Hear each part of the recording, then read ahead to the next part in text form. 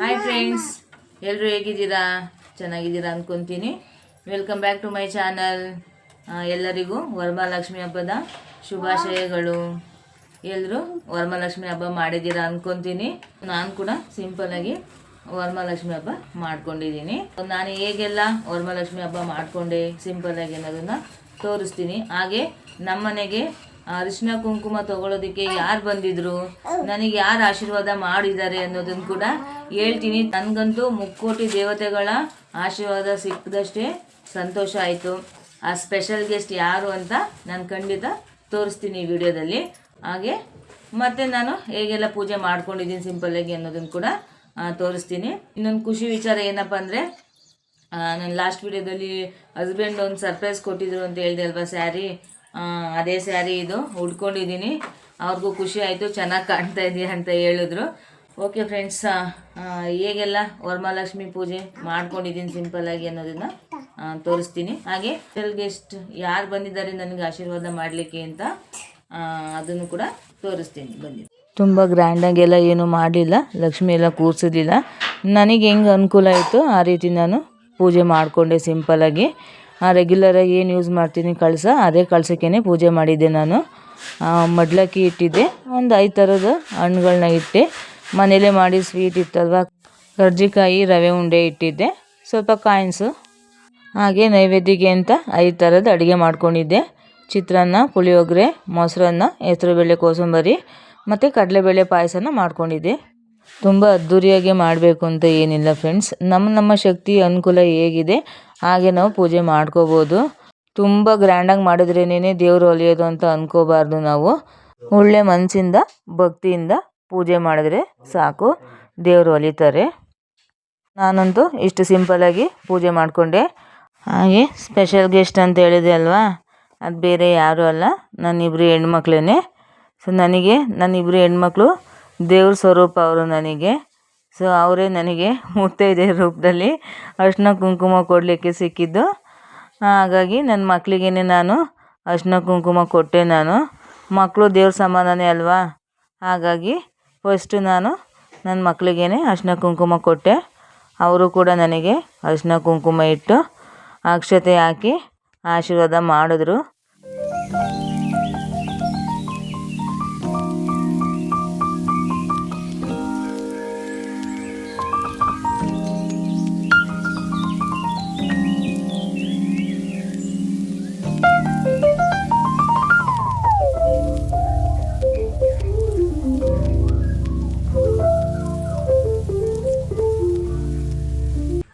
Friends, ನಮ್ಮ ಮನೆಗೆ ಯಾರು ಬಂದಿದ್ರು, ಅರಿಶಿನ ಕುಂಕುಮಕ್ಕೆ ಯಾರು ಆಶೀರ್ವಾದ ಮಾಡಿದ್ರು ಅಂತ ನೋಡಿದ್ರಲ್ಲ. ನಮ್ಮ ಗೆಸ್ಟ್ ನೋಡಿ ನಿಮಗೆ ಆಶ್ಚರ್ಯ ಆಯಿತು ಅಂದ್ಕೊತೀನಿ. ಹೌದು ಫ್ರೆಂಡ್ಸ್, ನನಗೆ ನನ್ನ 2 ಹೆಣ್ಣು ಮಕ್ಕಳು ನನಗೆ ಸಾಕ್ಷಾತ್ ಲಕ್ಷ್ಮೀ ದೇವಿ ಸ್ವರೂಪನೇ. Lucky babies. ಪುಟ್ಟು ಕೈಯಿಂದ ಕುಂಕುಮ ಅರಿಶಿನ ಇಟ್ಟು ಅಕ್ಷತೆ ಹಾಕಿ ಆಶೀರ್ವಾದ ಮಾಡಿದ್ದು ನೋಡೋಕ್ಕೆ ಒಂದು ಖುಷಿ ಆಯಿತು ನನಗೆ. ನಿಜವಾಗ್ಲೂ ಮುಕ್ಕೋಟಿ ದೇವತೆಗಳ ಆಶೀರ್ವಾದನೇ ಸಿಕ್ದಂಗೆ ಆಯಿತು. ಮಕ್ಕಳು ದೇವ್ರ ಸಮಾನ ಅಲ್ವಾ, ಮಕ್ಕಳು ಮನಸ್ಸು ನಿಷ್ಕಲ್ಮಶವಾಗಿರುತ್ತೆ. ದ್ವೇಷ, ಅಸೂಹೆ ಅನ್ನೋದೇ ಇರೋದಿಲ್ಲ ಅಲ್ವಾ, ಅಂತ ಮಕ್ಕಳು ದೇವ್ರಿಗೆ ಸಮಾನ. ಹಾಗಾಗಿ ನಾನು ನನ್ನ 2 ಹೆಣ್ಣು ಮಕ್ಕಳಿಗೆ ಅರಿಶಿನ ಕುಂಕುಮ ಕೊಟ್ಟೆ.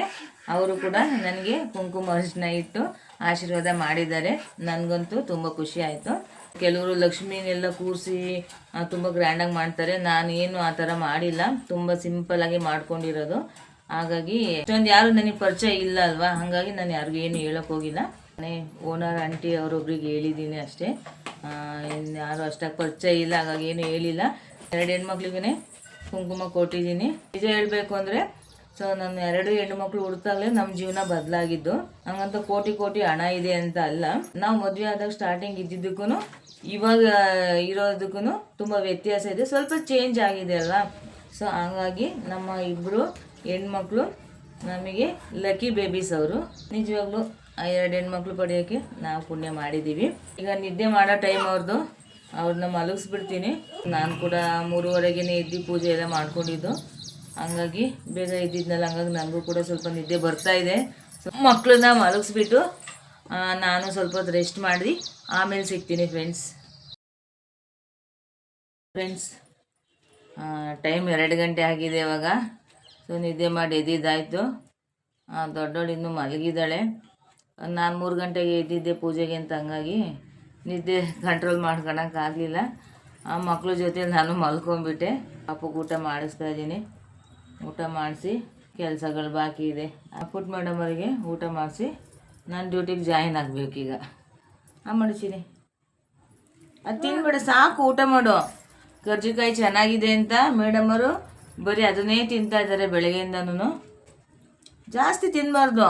ಆ ಆ ಆ ಆ ಆ ಜಾಣೆ. ಇನ್ನೊಂದು ವಿಚಾರ ಫ್ರೆಂಡ್ಸ್, ಯಾರು ಅಂತ ಗೊತ್ತಿಲ್ಲ, ಸಬ್ಸ್ಕ್ರೈಬ್ ಮಾಡ್ಕೋತಾರೆ ಮತ್ತೆ ಅನ್ಸಬ್ಸ್ಕ್ರೈಬ್ ಆಗಿರುತ್ತೆ. ಸೊ ಹಿಂಗೆ ಆಗ್ತಾ ಇರುತ್ತೆ, ಯಾಕೆ ಅಂತ ಗೊತ್ತಿಲ್ಲ. ಸೊ ಯಾರು ಈ ಕೆಲಸ ಮಾಡ್ತಾ ಇದ್ದಾರೆ ಅನ್ನೋದನ್ನು ಗೊತ್ತಿಲ್ಲ. ಇದರಿಂದ ಅವ್ರಿಗೆ ಏನು ಲಾಭನೋ ನನಗೆ ಗೊತ್ತಿಲ್ಲ ನಿಜವಾಗ್ಲೂ.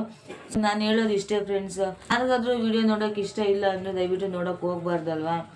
ಫೋರ್ಸ್ಫುಲಿ ನಾನು ಯಾರಿಗೂ ಹೇಳ್ತಾ ಇಲ್ಲ ವಿಡಿಯೋ ನೋಡಿ ನನಗೆ ಸಬ್ಸ್ಕ್ರೈಬ್ ಆಗಿ ಅಂತ. ಒಳ್ಳೆ ಮನಸ್ಸಿಂದ ನಾವು ಇವ್ರಿಗೆ ಸಪೋರ್ಟ್ ಮಾಡಬೇಕು ಅನ್ನೋ ಒಂದು ಮನಸ್ಸಿದ್ರೆ ಸಬ್ಸ್ಕ್ರೈಬ್ ಮಾಡ್ಕೊಳ್ಳಿ, ವಿಡಿಯೋ ನೋಡಿ ಸಪೋರ್ಟ್ ಮಾಡಿ ಚಾನಲಿಗೆ.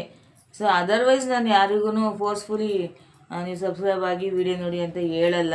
ನನಗೆ ಬೇಕಾಗಿರೋದು permanent subscriber, permanent viewers.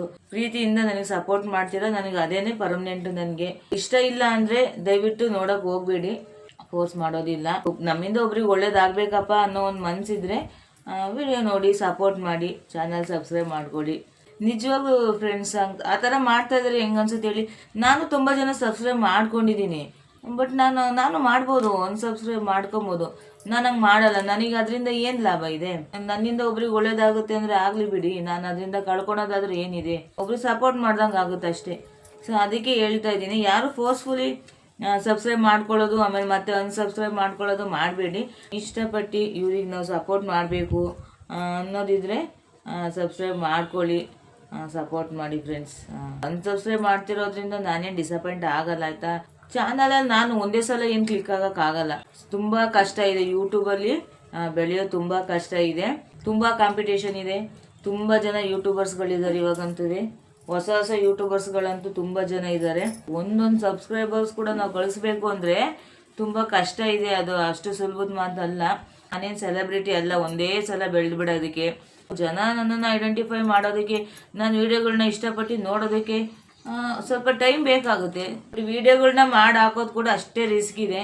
So ಅದರಲ್ಲೂ ಕೂಡ ನನಗೆ ಮಕ್ಕಳು ನೋಡಿಕೊಂಡು ಮನೆ ಕೆಲಸ, ಅದರಲ್ಲೂ ಕೂಡ ನಾನು ಏನೋ ಒಂದು ಮಾಡಬೇಕು ಅಂತ ಮಾಡ್ತಾಯಿದ್ದೀನಿ.